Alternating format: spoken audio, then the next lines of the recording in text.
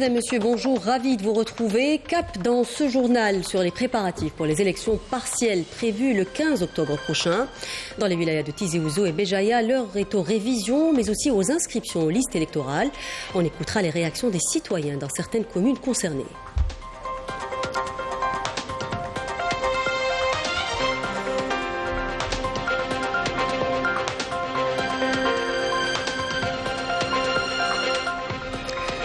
La route a été particulièrement meurtrière ces derniers jours. Plus de 40% des accidents de la route enregistrés en 2021 sont survenus durant la saison estivale. Un reportage dans cette édition.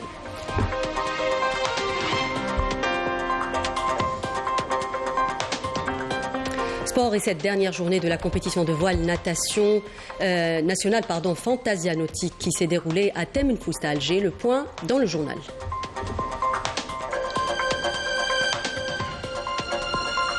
Et on termine avec du thermalisme et cette station très prisée de Hammam Bouhnifi à Mascara. Même en été, les températures élevées n'empêchent pas les curistes de profiter des eaux aux vertus médicinales de cette station. Bienvenue à tous, nous en parlions dans nos précédentes éditions. Les préparatifs pour les élections partielles prévues le 15 octobre prochain dans les wilayas de Tizi Ouzou et Béjaïa vont bon train. 6 assemblées populaires communales sont concernées. À Tizi, l'heure est aux révisions mais aussi aux inscriptions aux listes électorales. L'Akhdar Kawen, Malika Bellal. Regardez. Élections locales partielles prévues le 15 octobre prochain dans 2 communes de la wilaya de Tizi Ouzou devraient changer le quotidien de toute une population qui aspire à sortir d'un blocage qui n'a que trop duré au sein des APC de Ait Mahmoud et Ait Boumehdi.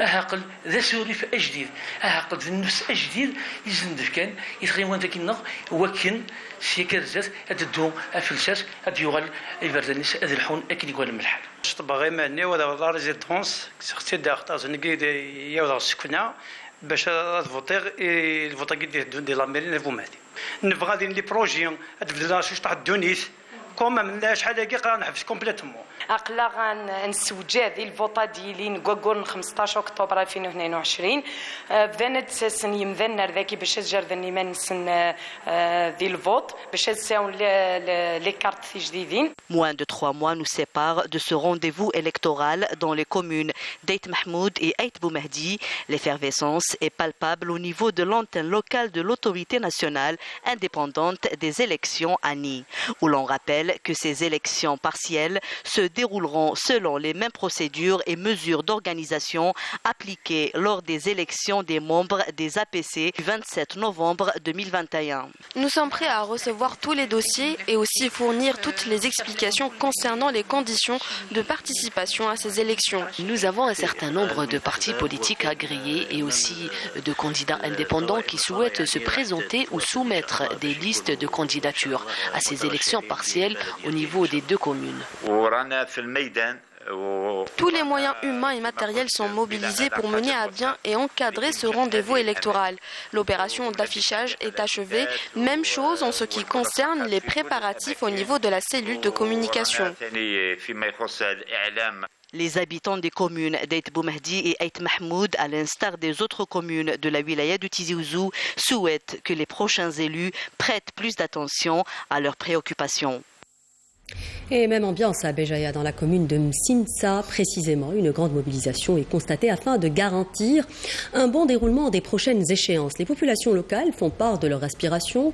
Pour eux, ces élections sont l'occasion de choisir leurs élus. Reportage Melek Drahmoun, commentaire Mariam Damis. À l'instar de 3 autres communes de la wilaya de Béjaïa, la commune de Msisna ne dispose pas d'une assemblée populaire communale, et ce depuis le 27 novembre 2021, date de la tenue des élections locales. Face à cette situation où les communes sont régies par des administrateurs, les habitants ont décidé de prendre part au rendez-vous électoral du 15 octobre prochain afin de choisir leurs propres représentants.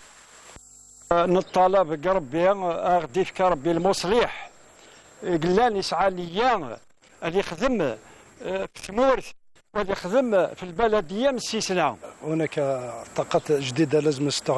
Nous avons de jeunes compétences que nous devons exploiter.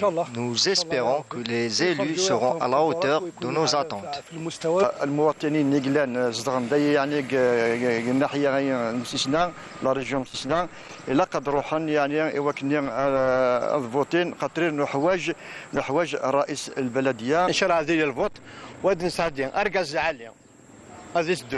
La commune, Inch'Allah, la commune. Ils sont d'ailleurs de plus en plus nombreux à s'inscrire sur les listes électorales afin d'être mieux représentés dans les assemblées communales. Pour le succès de cette opération, l'autorité nationale indépendante des élections veille au grain.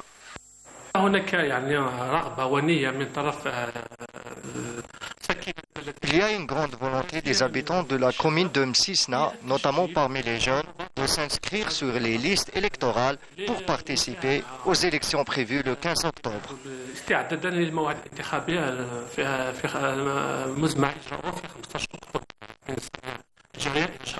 Il est à noter que les bureaux de la commission communale de révision des listes électorales restent ouverts tous les jours de la semaine de 9h du matin jusqu'à 16h30, sauf les vendredis. Et la route a été particulièrement meurtrière le week-end passé. Le dernier bilan de la protection civile faisait état de 27 décès et 646 blessés dans des accidents de la circulation survenus à travers plusieurs wilayas du pays. Le facteur humain est à l'origine de cette hécatombe dans plus de 90% des accidents.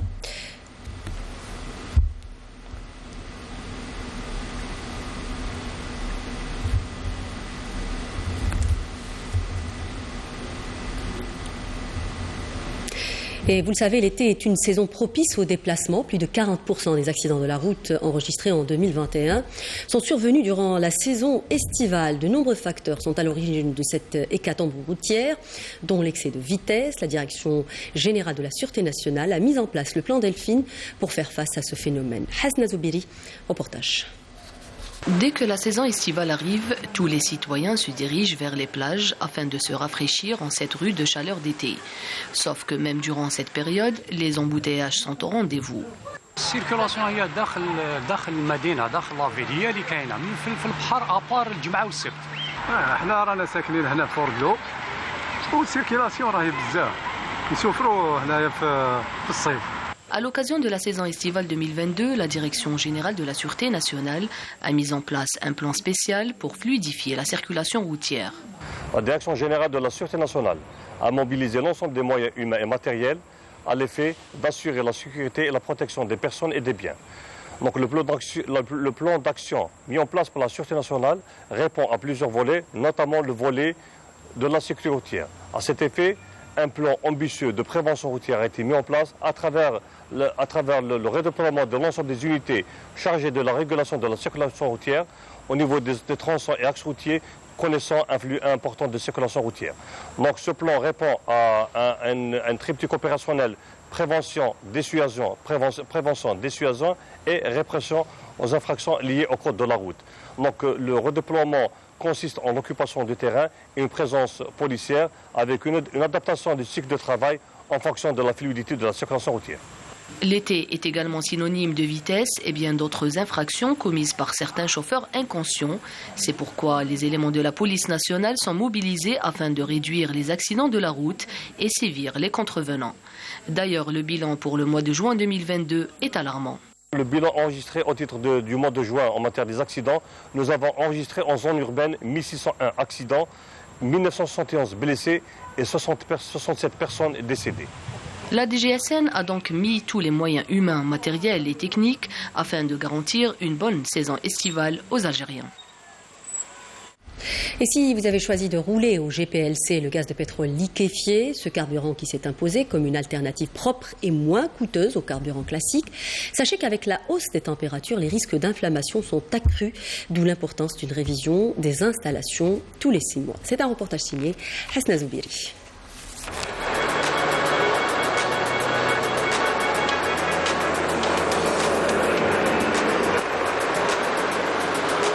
Plus de 600 000 véhicules sont aujourd'hui convertis au GPL, dont 30% par l'entreprise publique de commercialisation et de distribution des produits pétroliers, Naftal.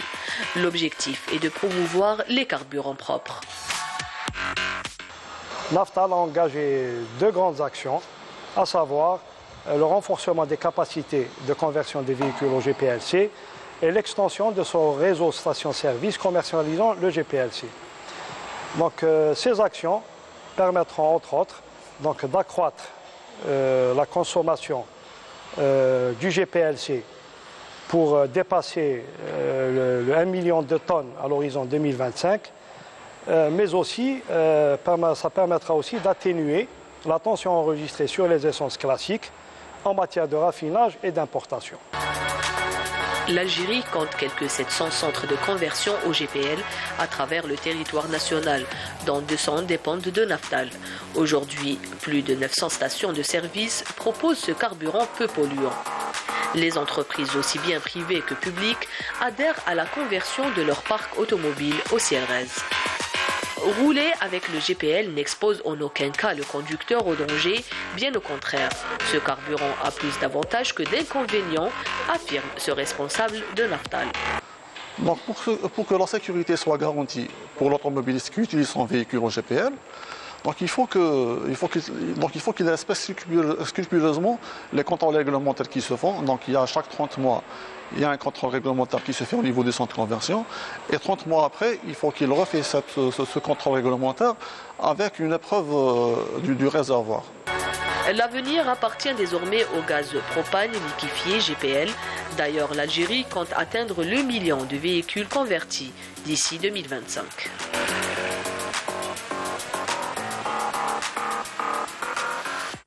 Et dans l'actualité également, ce nouveau BMS émis par Météo Algérie, des températures caniculaires affecteront 3 wilayas du centre et de l'ouest du pays lundi et mardi. Il s'agit des wilayas de Chlef, Ain Deflar et Lizen, où les températures oscilleront entre 43 et 44 degrés, précise le BMS placé au niveau de vigilance orange.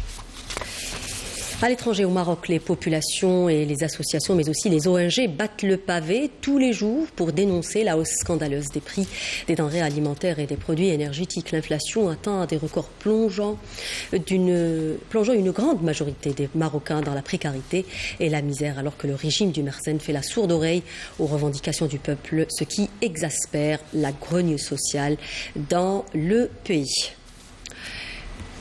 Maroc, toujours, le régime du Merzen annonce l'annulation de la fête du trône, prétextant la situation sanitaire, mais l'absence de Mohamed VI et la rumeur de sa maladie font rage sur les réseaux sociaux, nous dit Nakhla Al-Arbi dans ce compte-rendu. Sa disparition de la vie publique, le silence du Merzen et l'impasse faite sur la maladie du dirigeant marocain sont autant de paramètres qui ont fait que la fameuse fête du trône, célébrant l'accès au pouvoir le 30 juillet 99 de Mohamed VI, soit ajournée, tout comme toutes les festivités afférentes à cette fête hautement symbolique dans la tradition royale. Le Merzen se cache derrière l'épidémie du Covid-19 qui sévit au Maroc actuellement. Néanmoins, ce report ne fait, selon certains observateurs, que confirmer l'état de santé précaire de Mohamed VI, qui inquiète au plus haut point la Cour quant à la suite des événements, sachant que la rue marocaine est en ébullition depuis plusieurs mois et que les Marocains ne décolèrent pas. Les visites successives de hauts responsables sionistes au Maroc n'ont fait qu'attiser la tension dans la rue, créant un sentiment de déréliction. Il faut rappeler que cet événement de la plus haute importance, s'inscrivant dans les traditions royales, tourne autour de plusieurs cérémonies officielles et populaires, avec en prime le visiblement très improbable discours du dirigeant marocain prononcé habituellement à partir du palais. Or, il semble, selon le communiqué diffusé par le ministère chargé des palais et des protocoles, que ce dernier s'exprimera bel et bien, ce qui a fait dire à ses opposants que le Merzen, qui s'ingénue à chaque fois à tromper l'opinion publique, comme ce fut le cas lors de la célébration de l'Aïd al-Adha, va cette fois encore tout faire pour cacher la maladie de Mohamed VI, ce qui n'est pas prêt de calmer les Marocains qui s'égosillent à appeler à sa déchéance. L'ajournement de toutes les cérémonies de la fête du trône n'est clairement aucunement lié à la situation sanitaire au Maroc.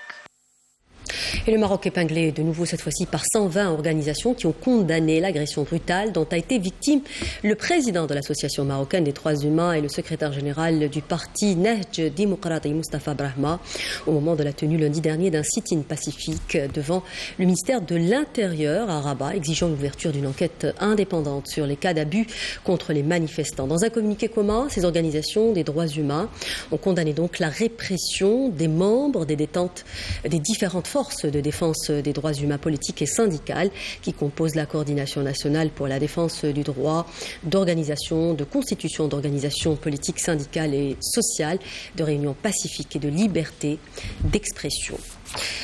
Dans le même sillage au Sahara occidental, les unités de l'armée populaire de libération sahraoui ont mené dimanche, donc hier, de nouvelles attaques contre les retranchements des forces d'occupation marocaines dans les régions de Oudi, Damran et Agrara Fersik dans le secteur de Mahbes ainsi que Galb Nos dans le secteur d'Aoussard.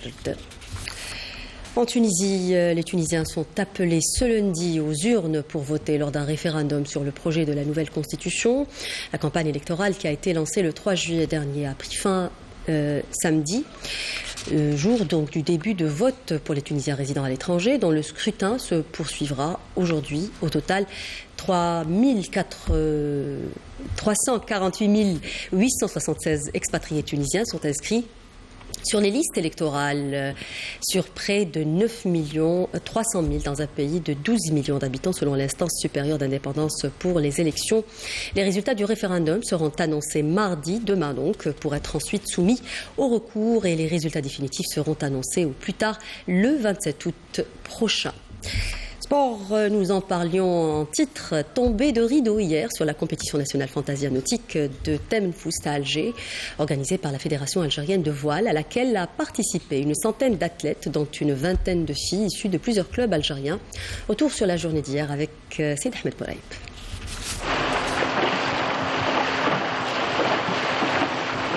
La troisième et dernière journée de Fantasia 2022 a vu les athlètes en tête des classements la veille confirmer leur rang et ainsi remporter l'édition de cette année.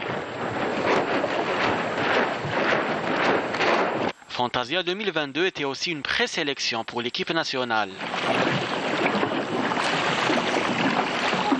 Je suis deuxième au classement général. Nous sommes ici présents, Inch'Allah, pour une qualification à l'équipe nationale. Qui nous emmènera peut-être au championnat d'Arabe, au championnat d'Afrique et pour les Jeux 2024. Le niveau est très élevé. La plupart des athlètes font partie de l'élite. Mon but est de rejoindre la sélection nationale et honorer mon pays.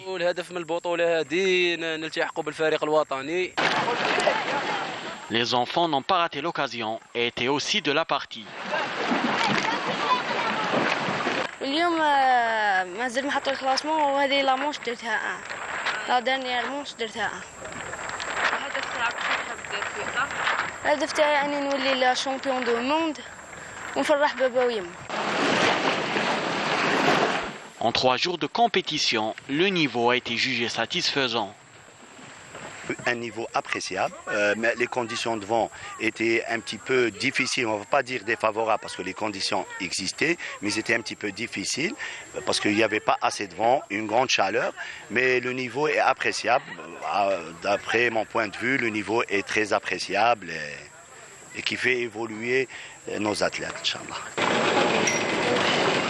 Prochaine étape pour les véliplanchistes, le championnat arabe prévu en septembre. Nous en parlions en titre, beaucoup d'Algériens sont amateurs de thermalisme, même en été. L'exemple à Mascara, Hammam Bouhnifia, une station très prisée pour ses vertus médicinales. Les températures élevées n'empêchent pas les curistes de venir nombreux, nous dit Raouf Hamouch dans son reportage signé Nawel Faraki. Connu principalement pour ses eaux thermales, Hammam Bouhnifia reste la destination préférée de nombreux curistes. Ces derniers peuvent en effet apprécier ces eaux dont les vertus thérapeutiques multiples et variées traitent différentes formes rhumatismales, osseuses et dermiques. Je viens de la wilaya d'Oran, je suis venu profiter de ces eaux thermales. D'habitude, نروح حمام اون اكسترا نخلصوا كاين بان سامبل جاكوزي سونا مسا سولو في الحق ما شاء الله عندهم واحد لاكي الله يبارك. J'ai eu un accident de travail, j'ai subi une opération au genou. Pour ma rééducation, on m'a orienté vers le hammam de Bouhnifia. Je me sens beaucoup mieux.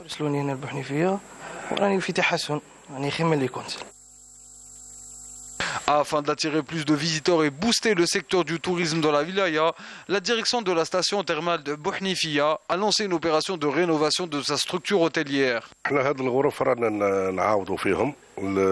Nous avons entamé une opération de rénovation de quelques chambres dégradées.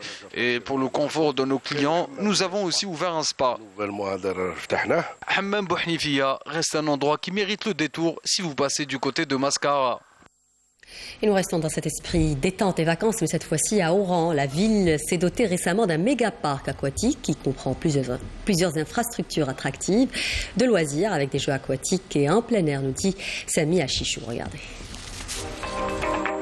Pôle touristique par excellence, El Bahia est devenu ces dernières années une destination de joie pour des centaines de milliers d'ici vont. Pour ceux qui rechignent à passer toute une journée sur le sable brûlant des plages oranaises. Une alternative leur est offerte avec cet aquapark flambant neuf. Je vis en France, ça me fait vraiment plaisir de voir qu'il y ait des aquaparks de ce genre.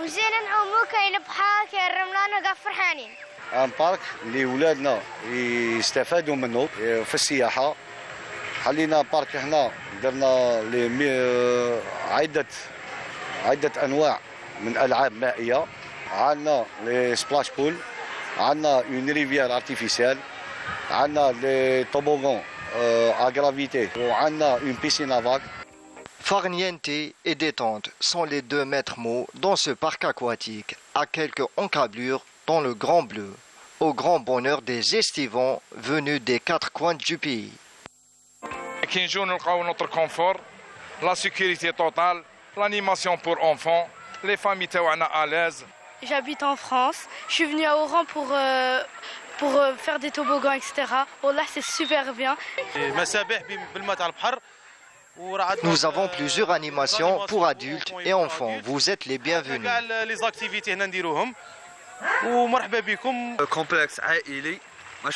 Ici, c'est un complexe familial. Il y a même la plongée sous-marine. Les aquaparks, un filon prometteur qui a le vent en poupe, on atteste la multiplication de ces installations aquatiques dans plusieurs wilayas du pays. Et avec ce sujet rafraîchissant, nous arrivons à la fin de cette édition. Merci de nous prêter attention. Tout de suite, la météo de Friel Chir. J'aurai le grand plaisir de vous retrouver demain à midi. Au revoir.